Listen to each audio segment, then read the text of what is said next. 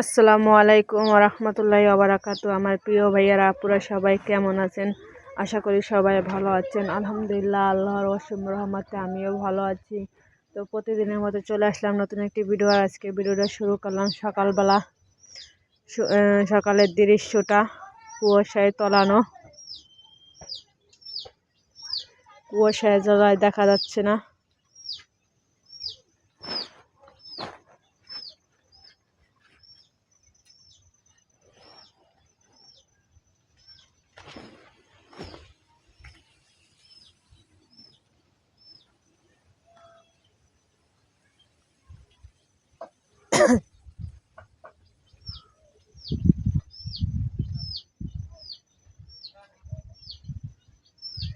আর এই যে আমি এদিকে গোয়ালঘরটা পরিষ্কার করব।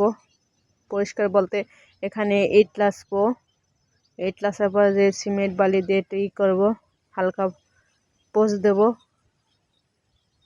এই যে আমার ইট লাসা হয়ে গেছে।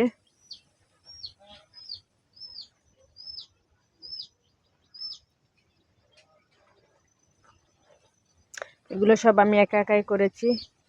আর এই তো সিমেন্ট বালি দিয়ে পোজ দিয়ে দিছি। এখন গরুটা অন্তরকে শান্তিতে একটু ঘুমাতে পারবে।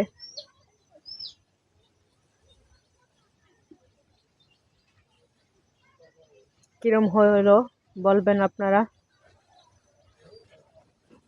আর এদিকে আমি কচু শাক রান্না করতেছি।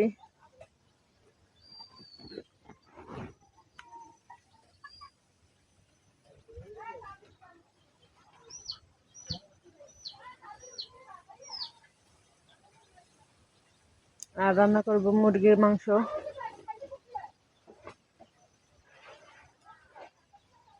প্রচন্ড বাতাস বাইরে আজকে।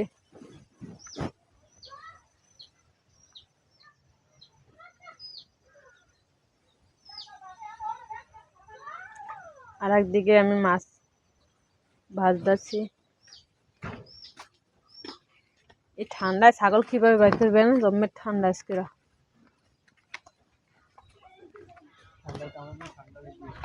হ্যাঁ, আমি রাত্রে গলা ফেঁসে ঘুমাইছি, তাই গলা ব্যথা করতেছে।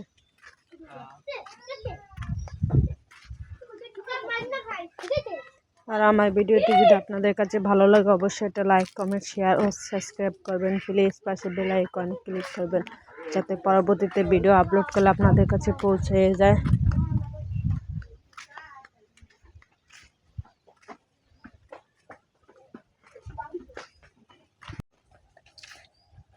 আর এদিকে আমি গোশের ভিতরে কচু দিতে আছি। এই কচুগুলো যে এত চুলকায় তা জানতাম না। আমি মারে মানা করছিলাম যে কচু দেওয়ার দরকার নাই, খালি আলু দিলেই হবে। তা মা বলছে দিয়ে দেখি, পরে খাইয়ে দেয়, প্রচণ্ড চুলকায়।